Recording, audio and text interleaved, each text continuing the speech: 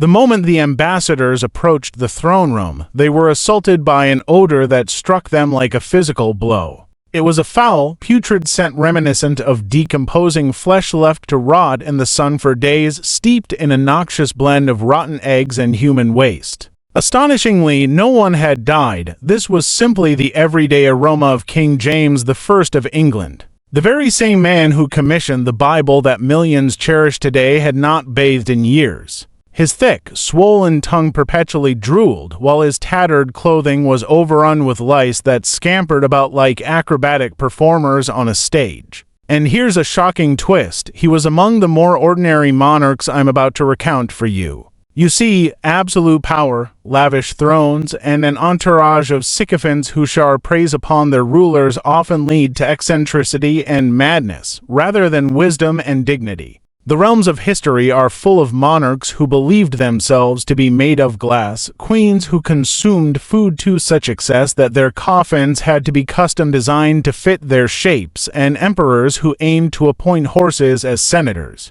And no, the latter isn't a metaphor for modern politics, although, truth be told, it might as well be. In the following moments, I'll guide you through the bizarre lives and strange habits of various medieval and ancient royals, specifically 11 rulers whose eccentricities were so outlandish that they would make even the current celebrity culture seem relatively normal. I guarantee that once you hear about the king who met his end by laughing too hard at a mediocre joke about a deer, you'll never again complain about your quirky co-worker. Let's ease into this fascinating madness with number 11, Charles VI of France, who is indeed one of the milder entries on this list. Charles suffered from glass delusions, a condition in which he genuinely believed himself to be made of glass, fearing shattering upon the lightest touch. Envision this: the King of France, one of the most powerful figures in medieval Europe, maneuvering about with iron rods sewn into his garments to prevent any unwanted contact.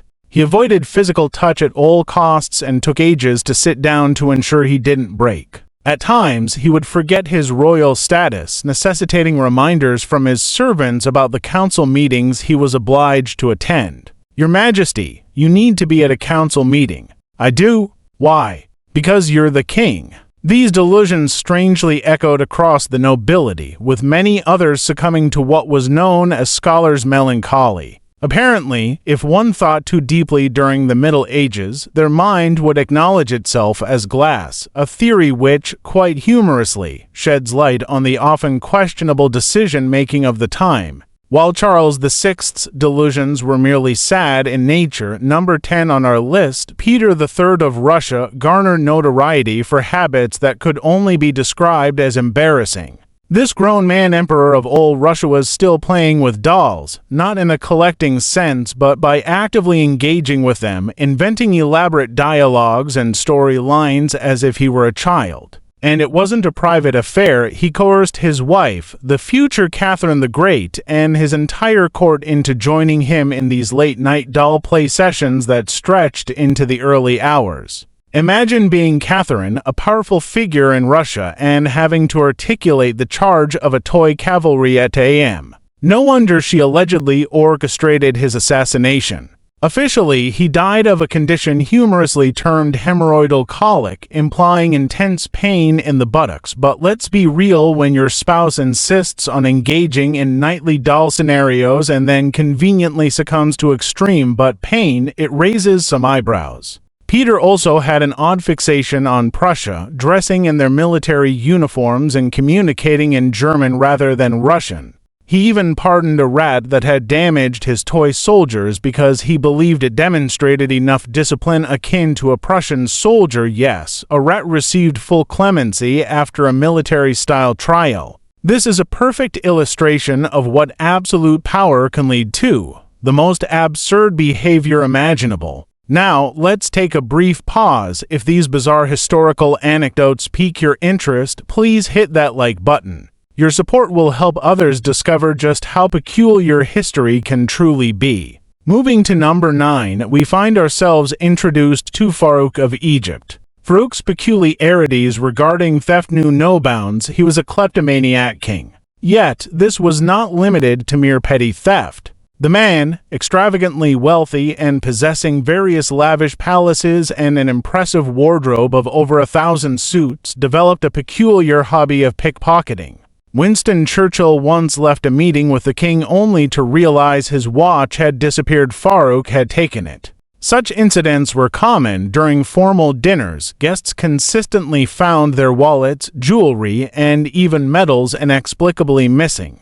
Faruk had honed his pickpocketing skills to the extent that he referred to it as the hand of the thief and apparently excelled at it. Imagine a king so weary of boundless power that he turns to petty crime for amusement. But that was just scratching the surface of his eccentricity. Faruk had an affinity for all things red. He owned numerous red vehicles and issued orders forbidding anyone else in the kingdom from owning one. If he spotted a forbidden red car, it was confiscated immediately, and during one particular incident, he even shot at a diplomat's red car that accidentally crossed his path. A potential diplomatic incident. Nah, just another Tuesday for King Faruk. He also boasted the world's largest collection of pornography, which he maintained was solely for educational reasons. Sure, we'll go with that excuse. His extreme obesity necessitated a reinforced bed and specially designed chairs that could accommodate his size.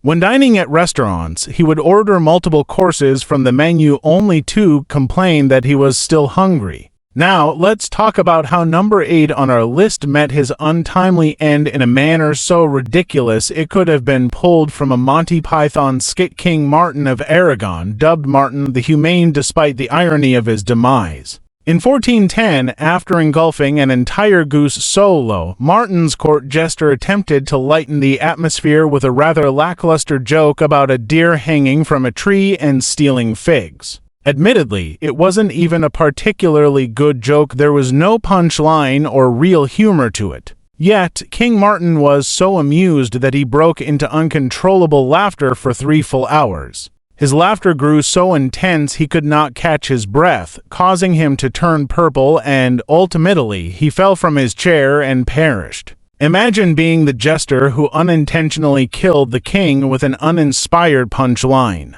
Do you add that to your resume? Successfully made king laugh to death. How does one even summarize that for the next ruler? Onward to number 7, where we encounter Christian VII of Denmark. His inclusion isn't due to malevolence, but rather sheer absurdity. His daily life was a whirlwind of extreme behavior and mental instability. Christian engaged in excessive masturbation, to the extent that his physicians provided him with a specially designed chair to avoid injury. He would randomly slap individuals, including esteemed diplomats, during important state functions. Slap during a critical negotiation. Why not? He disrupted formal dinners by running around the palace, smashing furniture and artwork, putting on a surreal display of erratic behavior. Moreover, he would leap over tables during dinners, declaring his dog a government minister and insisting that his subjects adhere to the canine's directives.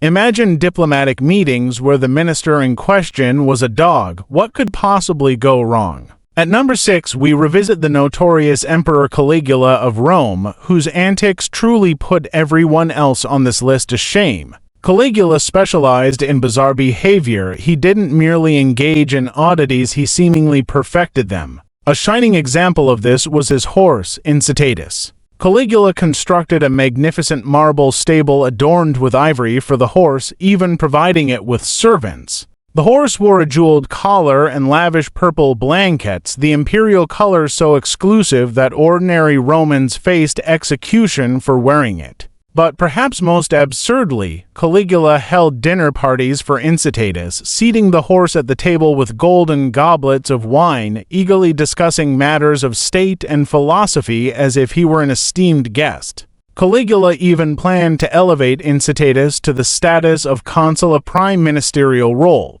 Just imagine being passed over for promotion in favor of a horse. Sorry, Marcus, the position has been awarded to Incitatus, who really impressed us during the interview.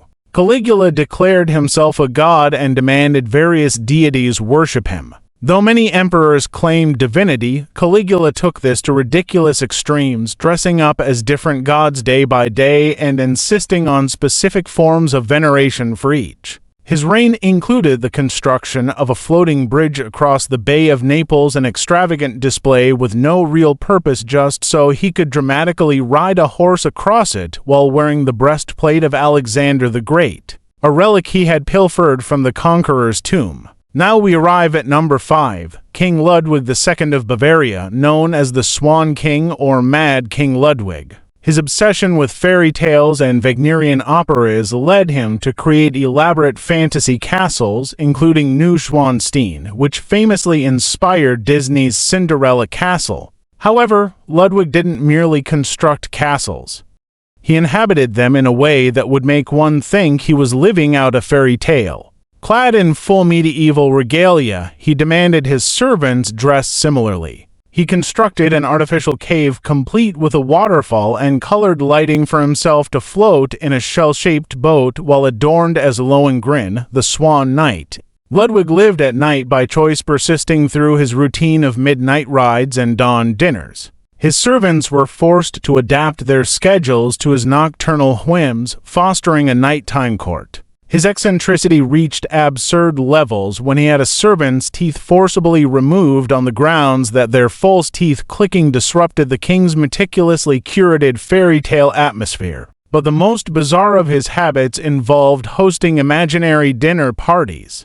He set the table for illustrious guests, including Louis XIV and Marie Antoinette, and proceeded to have full conversations with their vacant chairs, toasting to their health and soliciting their opinions on contemporary affairs. One can only imagine the bemusement of servants who had to serve empty plates while their sovereign conversed with no one at all. And now prepare yourself, because we are about to dive into the depths of madness with number 4, Ibrahim of the Ottoman Empire, also known as Ibrahim the Mad. Ibrahim's eccentric habits went beyond merely strange, they threatened the integrity of his empire. He spent 22 years confined in a luxurious palace, convinced of impending execution, and upon acquiring the Sultanate, he erupted into a whirlwind of bizarre indulgences. His initial fixation was on fur, not in terms of wearing it, but rather in saturating his surroundings with it. He adorned the walls, floors, and ceilings of his abode with opulent furs while cloaking himself in sable, even in sweltering summer heat.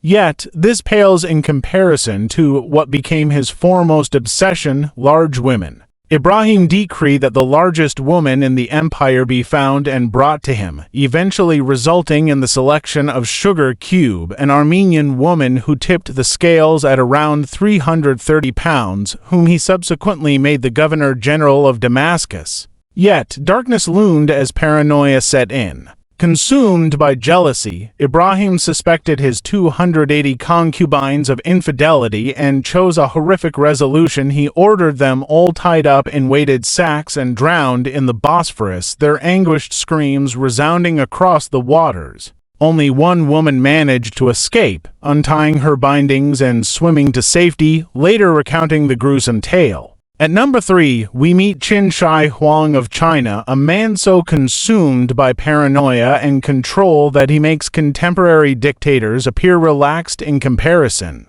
The tyrant who unified China, constructed the Great Wall, and commissioned the Terracotta Army was obsessed with achieving immortality. Unable to quell his fear of death, he launched expeditions in search of the mythical elixirs of life, only to turn to alchemy when those failed.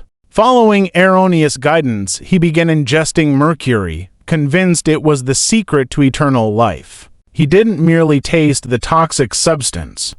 He indulged to the point of excess, bathing in and effectively marinating himself in mercury, one of the most lethal elements known to humanity, despite regularly feeling ill. The irony of an emperor dedicated to living forever, using poison as his means of achieving that, is nothing short of astounding. This captivating exploration of historical rulers demonstrates how the unique combination of absolute power and unresolved psychological issues can birth the most outlandish, often tragic of behaviors. Are you prepared to delve even deeper into the annals of history that showcase the bizarre habits of these rulers? The tales are just beginning.